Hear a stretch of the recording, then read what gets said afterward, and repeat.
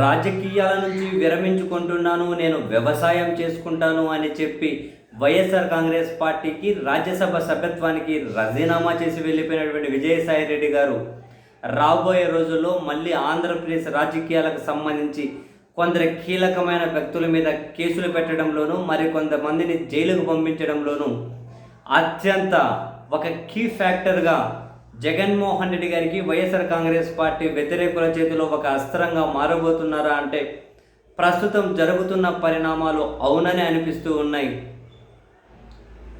కావాలి అంటే చూడండి, నిన్న వైఎస్ఆర్ కాంగ్రెస్ పార్టీ ఆవిర్భావ దినోత్సవం ఆ రోజు విచారణకు రావాలి అని చెప్పి సిఐడి విజయసాయిరెడ్డి గారిని పిలవడం, ఆ తర్వాత 3 గంటల సేపు లోపల ఉన్న విజయసాయిరెడ్డి గారు బయటకు వచ్చి మీడియాతో మాట్లాడుతూ వైసీపీ భవిష్యత్తు మీద, జగన్మోహన్ రెడ్డి గారి కోటరీ మీద అండ్ ఈ లిక్కర్ కేసుకు సంబంధించి కొందరు కీలక వ్యక్తుల పేర్లు మరి ప్రస్తావించుకుంటూ తాను చేసిన ప్రతి వ్యాఖ్య కూడా భవిష్యత్తులో విజయసాయిరెడ్డి గారు డెఫినెట్లీ జగన్మోహన్ రెడ్డి గారి దగ్గర మనుషులను వివిధ కేసుల్లో ఇరికించడానికి ఒక అస్త్రంగా ఉపయోగపడబోతున్నారు అన్న సంకేతాలు చాలా క్లియర్గానే కనిపించాయి.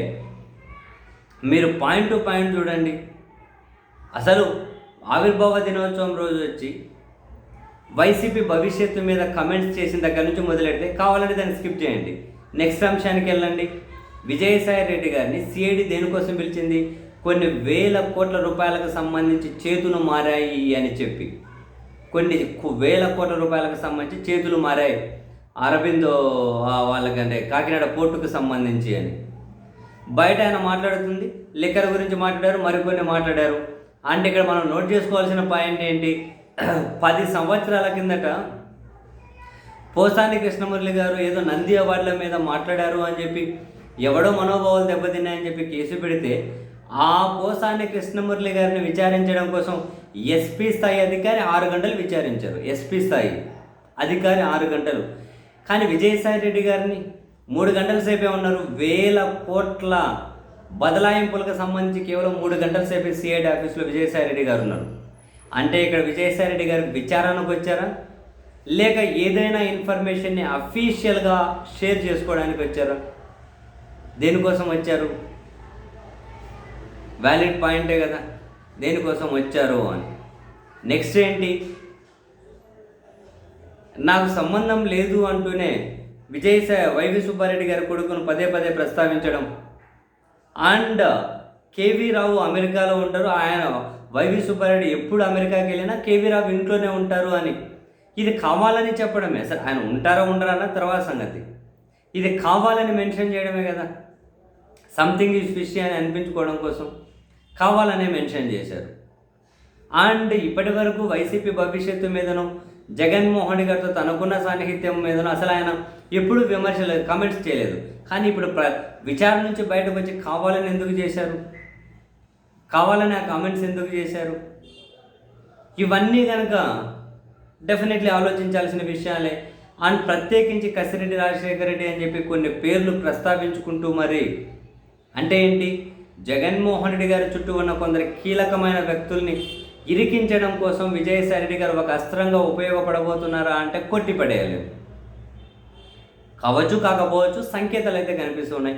కావాలంటే చూడండి, విజయసాయిరెడ్డి గారు మాట్లాడిన తర్వాత టీడీపీ మీడియా, సోషల్ మీడియా మొత్తం పెద్దిరెడ్డి మిథున్ రెడ్డి గారిని టార్గెట్ చేయడం. ఆయన కూడా దాని మీద ఢిల్లీ నుంచి తీవ్రంగానే స్పందించి ఎన్ని కేసులు పెట్టుకుంటారో ఏం పెడతారో పెట్టుకోండి, మాకు తెలిసి నిజమేంటి అన్నది ఆయన కూడా చెప్పారు. దమ్ముంటే ఎన్ని పెడతారో పెట్టుకోండి అని, ఎన్ని పెడతారో పెట్టుకోండి అని. అండ్ మీరు ఇంకా కొన్ని విషయాలు గమనించండి. ఇంతకుముందు విజయసాయిరెడ్డి గారు వైసీపీలో ఉన్నప్పుడు బయటకు రాకముందు కూడా ఈ అరబిందో కాకినాడ పోర్టుకు సంబంధించి షేర్ల వ్యవహారానికి, లిక్కర్ దీనికి దానికి వ్యవహారాలు వచ్చినప్పుడు టీడీపీ మీడియా అదిగో విజయసాయిరెడ్డి జైలుకు పోతున్నారు, విజయసాయిరెడ్డి ఇరుక్కున్నారు, విజయసాయిరెడ్డి 1000 కోట్లు, విజయసాయిరెడ్డి 100 కోట్లు అని మాట్లాడిన వీళ్ళు విజయసాయిరెడ్డి గారు నేను సిఐడి విచారణకు పోయి వచ్చిన తర్వాత ఎక్కడే కూడా విజయసాయిరెడ్డి గారి ప్రస్తావన లేకుండా, అంటే ఆయన జైలుకు పోతాడు, ఆయన మీద కేసులు, ఆయన తిన్నాడు, ఇటువంటి మాటలు లేకుండా మొత్తం జగన్మోహన్ రెడ్డి గారు, మిథున్ రెడ్డి గారు, జగన్ చుట్టూ ఉన్న వాళ్ళే టార్గెట్గా కథనాలు రాస్తూ ఉన్నారు, టీవీ డిబేట్లు పెట్టారు. అంటే దాని అర్థం ఏంటి? ప్రతి చుక్క కలుపుతూ పోండి. విజయసాయిరెడ్డి గారికి డిప్యూటీ స్పీకర్ రఘురామకృష్ణంరాజు గారు ఆ స్థాయిలో వైరం ఉన్నట్లు బయటకు కనిపించింది. కానీ ఇప్పుడు అదే విజయసాయి రెడ్డి గారు ఇంట్లో రఘురామకృష్ణంరాజు గారిని ఎంటుకున్నారు. రకరకాలు అన్ని చుక్కలు కలుపుకుంటూ పోతే ఎక్కడో ఒక ఫ్రేమ్వర్క్ అయితే వచ్చేటట్లుంది. మరి విజయసాయి రెడ్డి గారిని అడ్డుపెట్టి మరి ఎవరి మీద కేసులు పెట్టబోతున్నారు, ఎవరిని టార్గెట్ చేయబోతున్నారు అన్నది మరి కొన్ని రోజుల్లో ఖచ్చితంగా తెలియబోతోంది. Just wait and see.